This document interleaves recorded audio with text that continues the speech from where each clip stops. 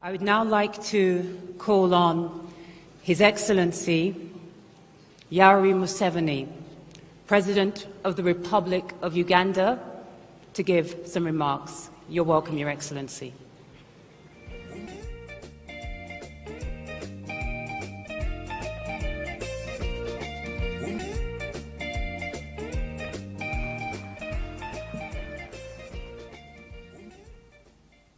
His Excellency William Ruto, the President of the Republic of Kenya, the Chairperson of the African Union, President of Mauritania, and their Excellencies, the heads of state and government. This is a topic I can speak on for the whole day. I'm therefore glad we have had this meeting where the presidents of Africa meet with some of the Western leaders. The crisis which is in Africa today is because of philosophical, ideological, strategic, economic mistakes, which we have been talking about since the 1960s. This is not an accident. When you see the crisis in many of the African countries, the collapse of states, we predicted this in the 1960s. Philosophical, ideological, strategic mistakes. I don't have time to amplify each one. But I was very happy to hear the President of the World Bank talking about prosperity instead of profiteering. These were his own words. That's what I picked. This has been the problem. Aid has been for profiteering. This has been the problem. Now, the World Bank people and other groups have been talking of sustainable development. Even in your documents, I have seen those words there. Sustainable development. I am now going to be 80 years old. I have never seen sustainable pregnancy. That a woman is pregnant this year, the pregnancy continues next year, 3 years, 4 years, it never happens.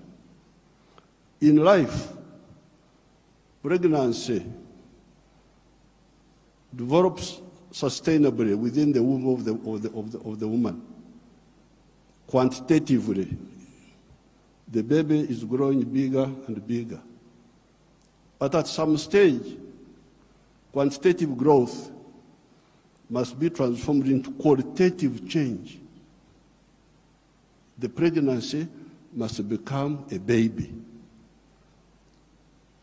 If the pregnancy remains pregnancy, the fetus will die. So therefore, I would even ask you to change those words in your documents. Africa does not need sustainable what? You could call it sustainable underdevelopment. Africa needs socio-economic transformation. The pregnancy must become a baby. The baby must grow and become a teenager. The teenager must grow. That's what happens in life. You cannot have quantitative growth and you think you are doing anything. The main reason why there is no growth is because the growth factors are not funded. They are not even understood. What are the growth factors? We now talk of private sector-led growth. Yes, but for the private sector to grow, what does it need? It needs low costs of production. Ministers of Finance, low costs of production. And what are the low costs of production? Number one, transport. You must have low transport costs. Where do low transport costs come from? From the railway. If you don't fund the railway, how will you get low transport costs? Wonderful people, Banco Mundial, IMF, all of these. Where will low cost of production come from if you don't have a railway? I have been here for the last 64 years. I've been watching as a student leader, as a freedom fighter, now as the leader of a country. How many railways have been constructed or funded in Africa?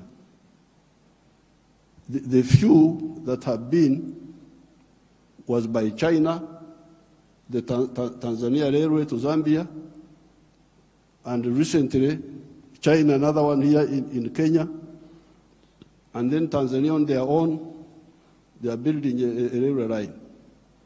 So if you are talking of helping Africa, the railway, I don't want to be involved in any other words, no, please. The railway. Because if you fund the railway, you will have low cost of transport, and you can produce products which are cheap, which can be bought in the world. So you audit how much funding, all these billions you are talking about, how much of it has gone to the railway. Audit it. The second cost pusher is electricity. If you don't find electricity and you talk about sustainable development, what are you talking about? Private sector-led growth. Maneno tu. Electricity, we must have low-cost electricity, not exceeding 5 cents per kilowatt hour. That's what I insist on in Uganda. I'm tired of all these stories. These neo-colonial civil servants who have been holding us back, I have put my foot down, say I don't want to hear those stories. And Uganda is developing, and it will develop, because I don't entertain that nonsense anymore. Borrowing for what? Capacity building. Imagine. Seminars. They call you in a hotel, you eat chapati, you eat mandazi. They say that is capacity building. Capacity building should be on the ground, not just seminars.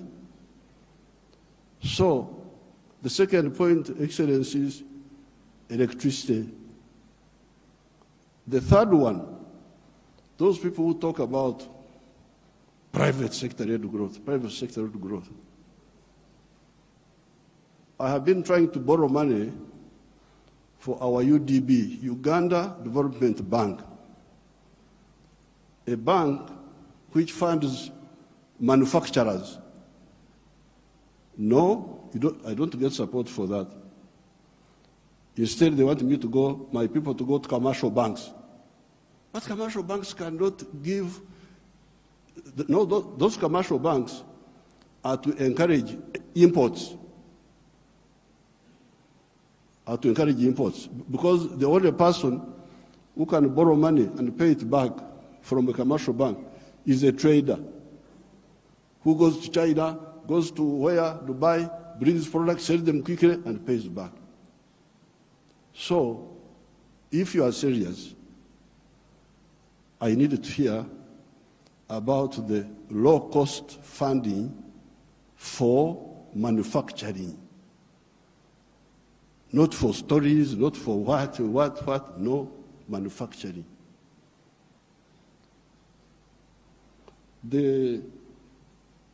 How about funding for irrigation? Because if you want to stabilize agriculture, a country like Uganda is very rich, we have got everything. But still sometimes we get some erraticness in the rain. So in order to stabilize, I've been trying to look for a loan for irrigation. I can't easily get it. Very difficult to get. A loan for seminars, very quick. The civil servants, what?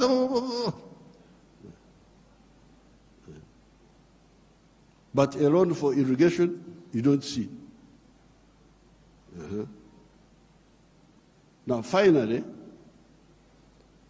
the loan for, I don't know the situation in other African countries, and I don't have time to talk for a long, I don't have opportunity to talk for long. But Uganda is a very rich country. But one of the problems we were having was that our people were outside the money economy.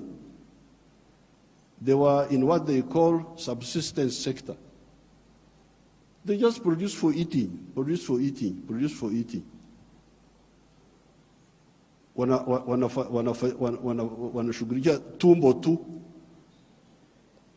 So I was looking for money. Please give me money to give coffee seedlings to these fellows who are just producing for the stomach, so that they can produce for the stomach, but also produce for the pocket, so that they join the money economy.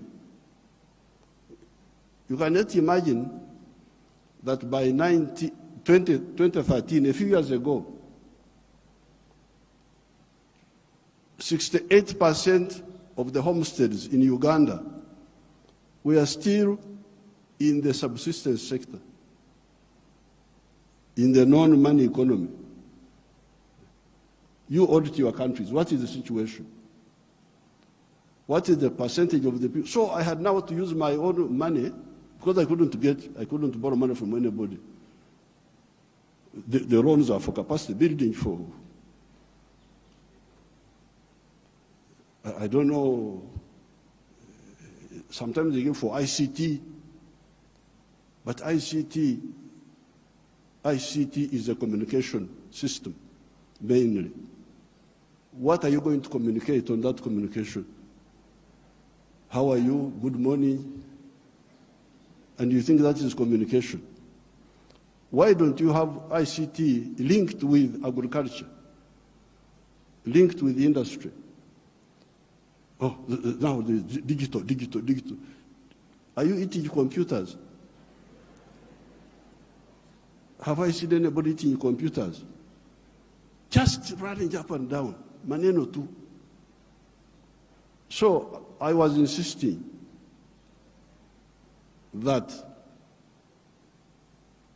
all these Ugandans must be in the money economy. 2013, not long ago, 68% of Ugandans were outside the money economy, because Uganda is a very rich country. A fool can survive there. In other countries, fools die. But in Uganda, fools can thrive there. They just eat. He stays with his brothers. He eats. He goes from there to the sister. He eats. He's not earning anything, but he's eating. So we said, no, everybody must be involved in the money economy. We couldn't get any support for that. But we funded it ourselves. Each year, we spend about $300 million of our own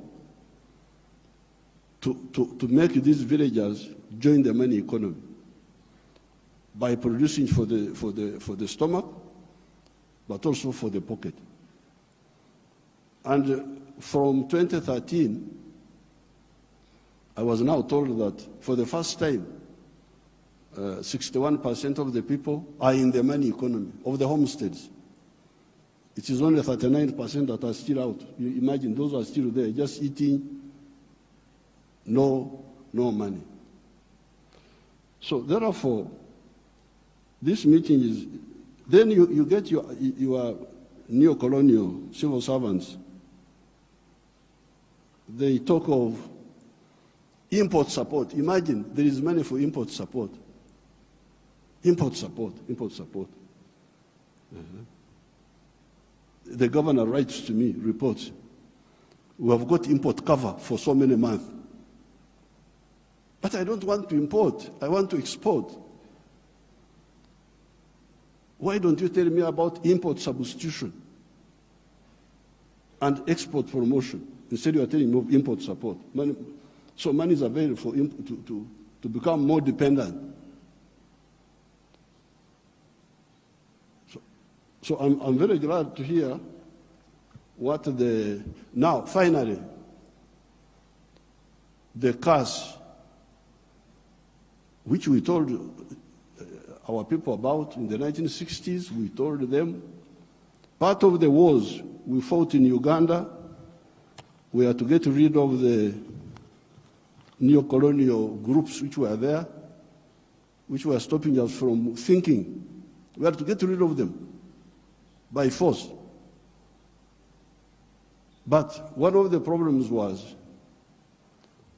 Africa producing raw materials, matière primaire, they call it in Français, matière primaire, raw materials. Imagine coffee.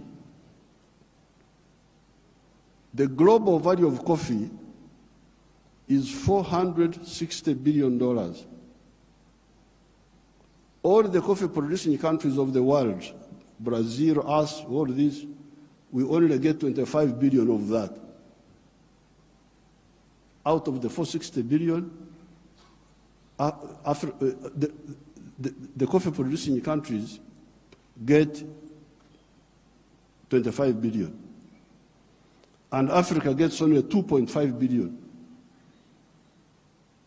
900 million of that comes to Uganda because Uganda produces a lot of coffee. A country like Germany, which has no coffee, earns $65 billion from coffee. So, this I sell a kilo of coffee, good grade coffee, $2.5. Somebody in London will get $241 from that 1 kilo. Okay, there are other costs on the way. I don't want to, because he's the owner of a restaurant and so on. But coffee roasting, coffee grinding, coffee packing must happen here in Africa. It must happen at source. The shirt I'm putting on is Ugandan cotton. I don't put on foreign clothes.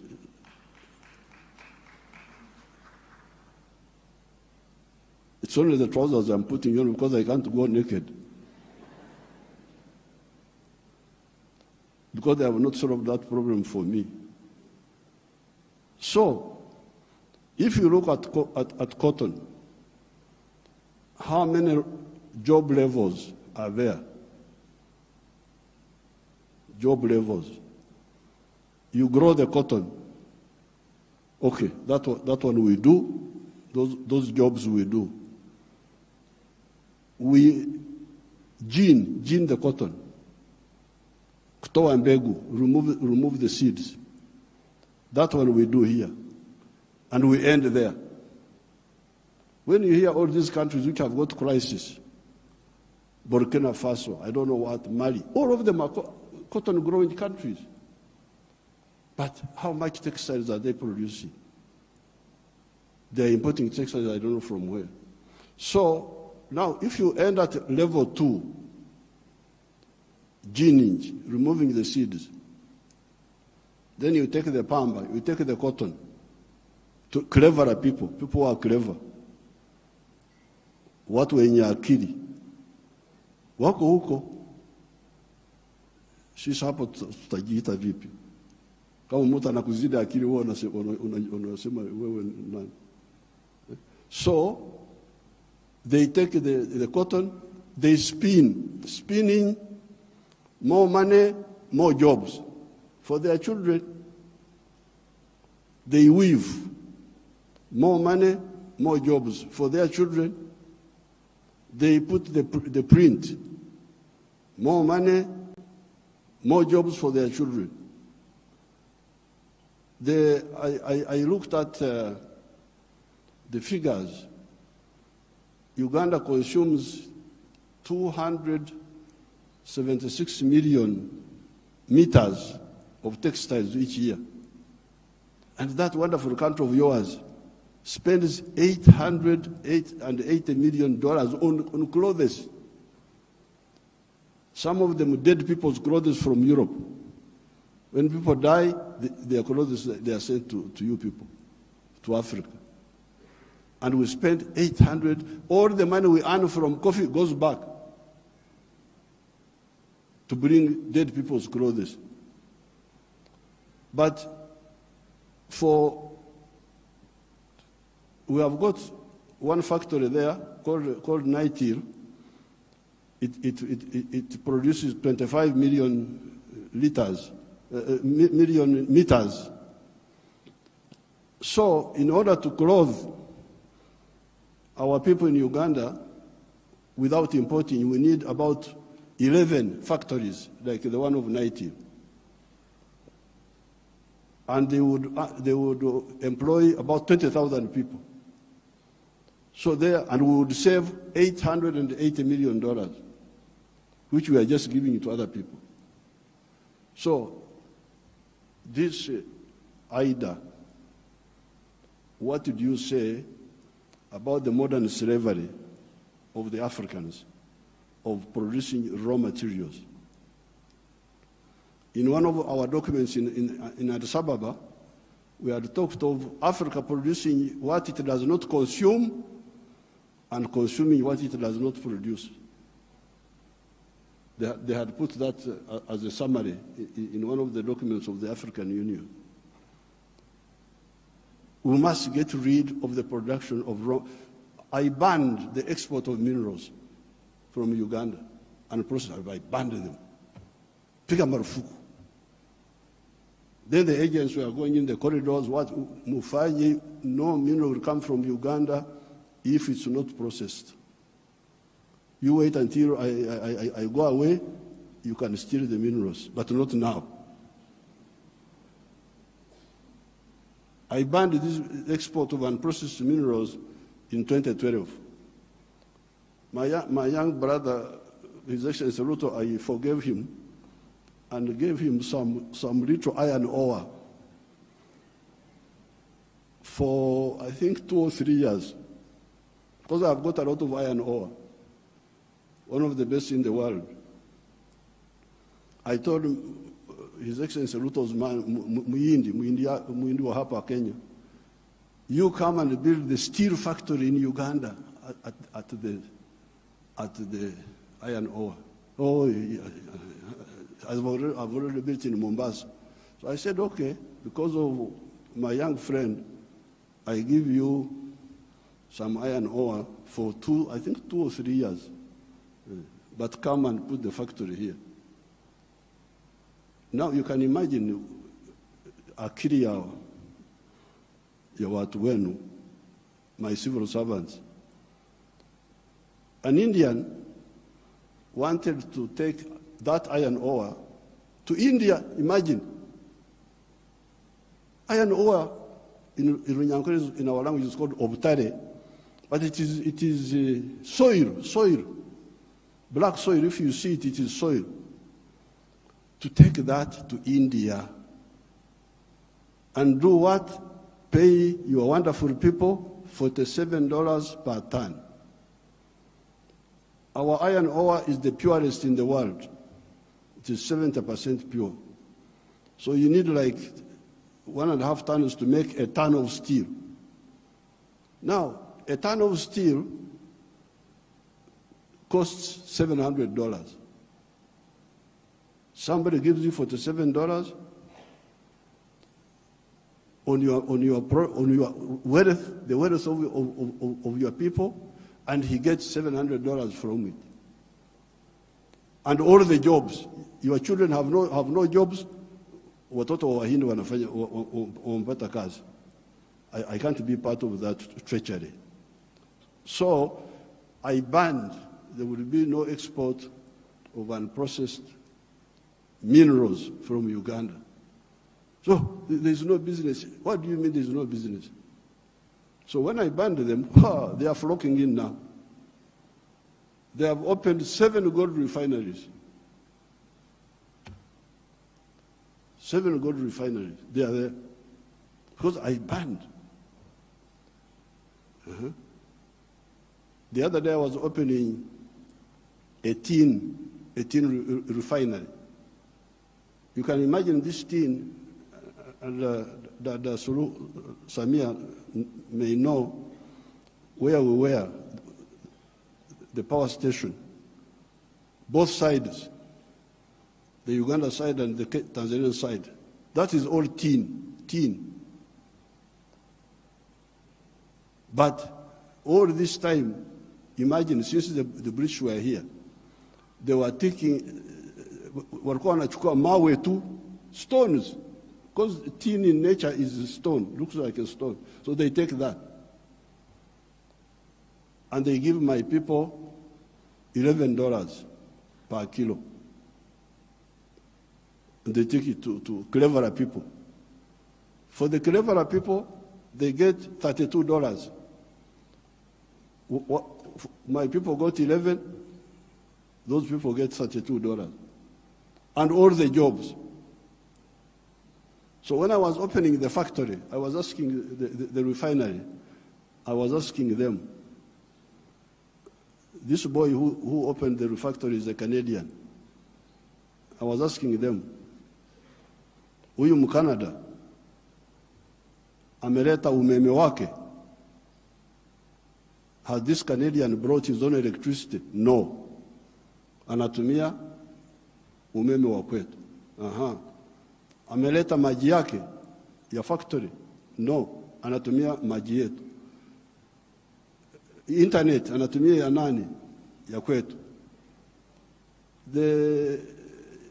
So, out of the $32, much of that money will remain in Uganda.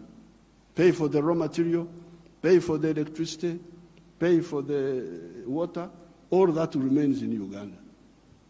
So, what does, first of all, my African brothers and sisters say about this hemorrhage of Africa? Hemorrhage. Echikurukuto, we call it in Uganda. This hemorrhage must stop. The crisis you see in these countries is because of stagnation of the last 60 years since independence. The population is increasing, the economies are not increasing. What do you expect? So with these few words, Your Excellencies, what do I say? Merci beaucoup.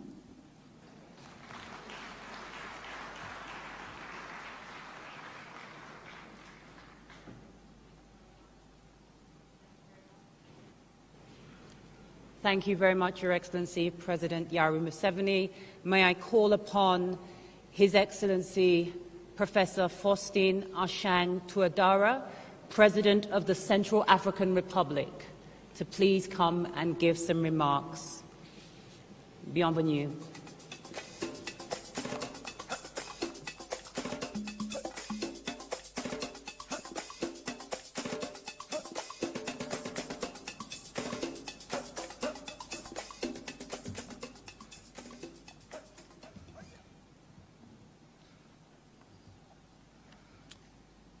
Excellence, Dr. William